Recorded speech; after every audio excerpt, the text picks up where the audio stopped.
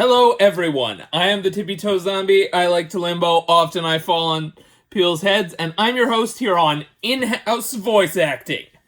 Now, it's been a while since we've done this, but I'm back, and I've got a special treat for you. Today, we're talking about the voice acting in Teen Titans. Why?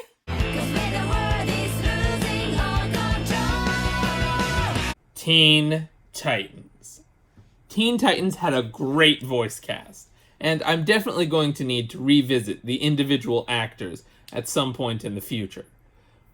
The Teen Titans cast was so great that they were all brought back for the show Teen Titans Go, which, while I'm not a big fan of the writing, the voice acting is still top-notch. Robin is correct. Your posture is better and you are speaking more clearly. And I'm, getting used to your legs. I'll be focusing on their performances in Teen Titans and anything that I feel is related to that in some way. We'll mainly be talking about the main cast of Carrie Payton, Tara Strong, Scott Menville, Hynden Walsh, and Greg Cipes. Although, towards the end, we will talk a bit about the other voices in the show. Now, if you hear the word Booyah, there's a good chance that you think of Cyborg. All right, I'm only gonna say this once. Booyah! Booyah! Booyah! Booyah! Okay, so maybe he said it more than once. Carrie Payton's performance as Cyborg was very layered, in spite of the fact that, at first, Cyborg could come across as if he were just kind of a goofball. When there's trouble, you know what to do. Call Cyborg, he can shoot a rocket from his shoe. 'Cause he's Cyborg! Cyborg had a very tragic backstory, and this was used for dramatic moments. There, take a good long look. I had an accident, and now I'm a monster, all right? A cyborg. Or for more uplifting moments. He's Cyborg! See? It's Cyborg! He's just like me! Whoa, cool. I am just like you, but it's not your arm that makes us the same. It's the stuff connected to it.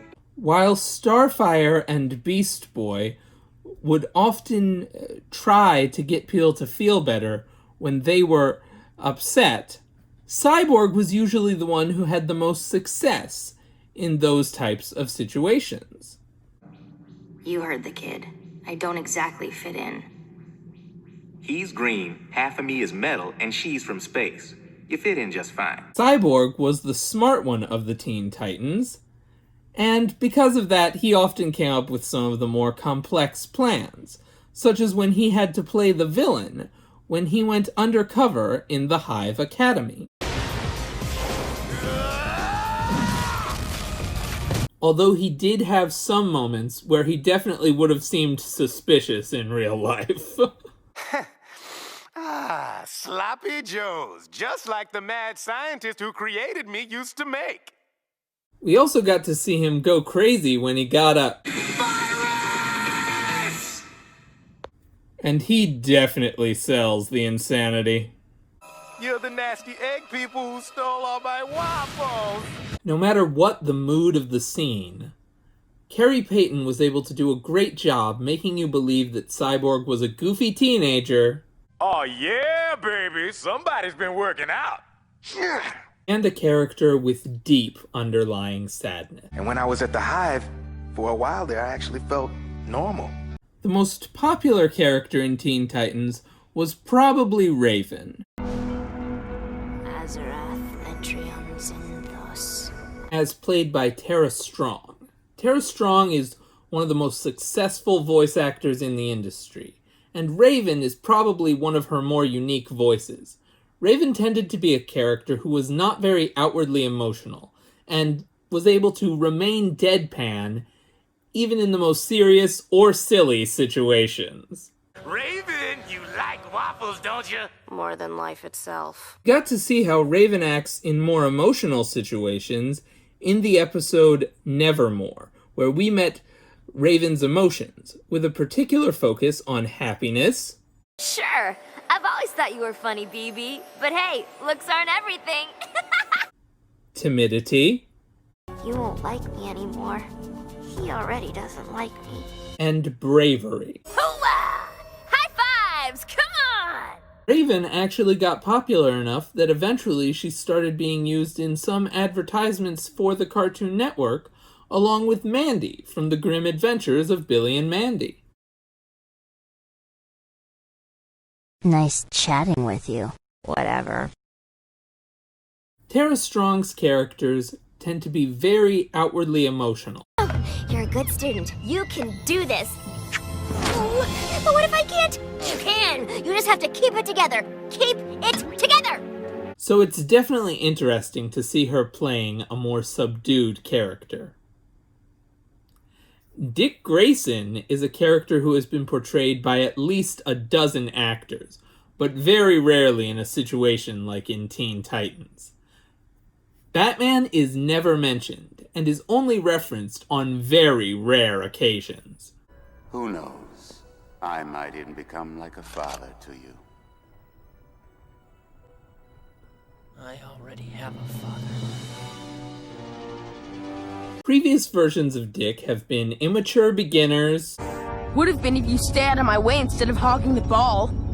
happy, lighthearted jokesters to balance out Batman's darkness, It's about how much of a difference one man can make to a city. Sound familiar? or were struggling to adapt to a team after working in a duo for so long. Who am I kidding? You should lead us, Calder. You're the only one who can. But this version of Robin is an experienced leader and is able to effectively lead the Titans into battle. Titans, go! Some of Robin's major problems in this incarnation are a temper that can cause him to lash out, I don't even know why you're on this team! and a tendency to keep secrets. I'm fine! Dead axe! Go! Huh? Robin? Scott Menville also played the character of Red X, who was originally just an identity that Robin had created in an attempt to fool Slade. You working for Slade, tough guy? Red X. But was later used as a separate character after Robin's tech was stolen, much to the confusion of the rest of the team. Starfire, cut it out! He is not a hologram. Robin was a determined leader who was always making sure that the team could accomplish their goals no matter what he had to do. And Robin, we'll take this lovely young lady to her junior prom. Overall, Starfire was a pretty typical character for Hynden Walsh to play, due to the fact that she's very happy-go-lucky and optimistic. I have never seen such a whimsical device. Hello, Starfire. Hello, tiny wooden replica of Starfire. Starfire can, at times, appear to be a bit unintelligent. Please, an aardvark is some form of duck? This is only due to her lack of understanding of Earth culture.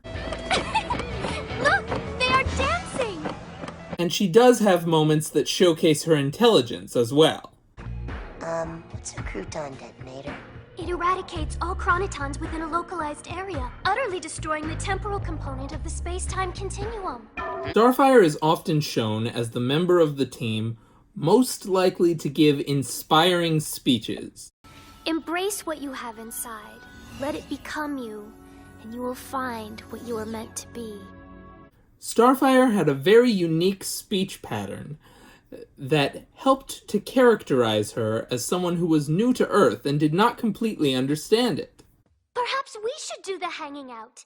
We never have before, and conceivably it could be fun. She also had very interesting tastes when it came to food, which could at times cause moments when she's just casually talking about something she enjoys to end up as some of the funniest moments in the series. Cyborg, this tangy yellow beverage is truly delightful. Starfire? That's mustard. Is there more? And Hynden Walsh's oblivious delivery of these lines is what makes them. I'm going to start by summing up Greg Sipes' performance as Beast Boy, and I'll go into detail afterwards. When I was first watching Teen Titans, I quickly thought the next time they make a new Teenage Mutant Ninja Turtles series, this is who they should get to play Michelangelo.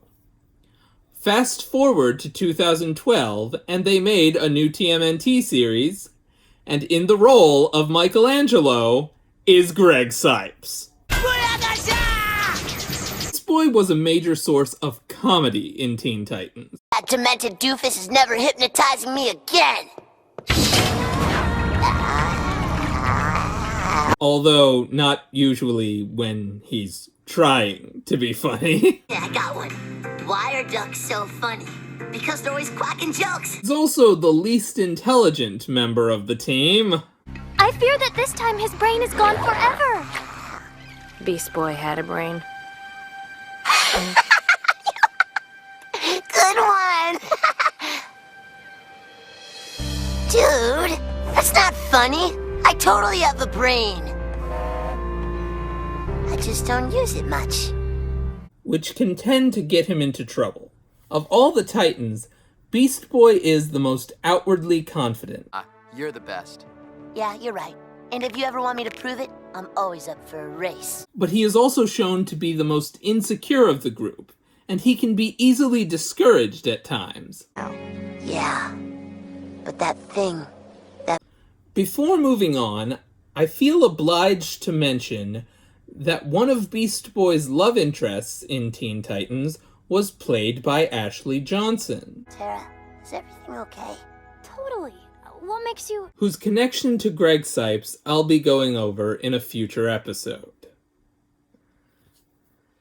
Since we're moving on to the standout performances from people outside of the main cast, I feel it's important to mention the previous time that I brought up Teen Titans on the show during the Danny Cooksey episode.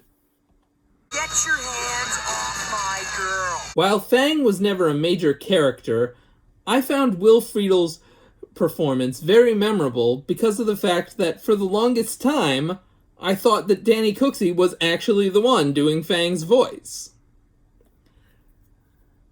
Ron Perlman is probably the actor who is most remembered outside of the Titans, because of the fact that he played the show's most recurring villain, Slade.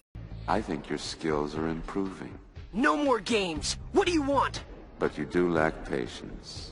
If you're really so curious about my intentions, perhaps we should meet, face to face. And he gave a performance that made Slade seem very calm while still managing to be intimidating.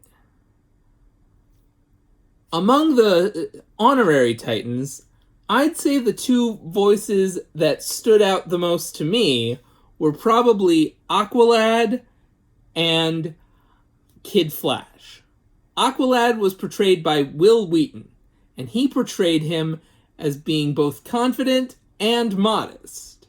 I don't think I'm better than you. You don't?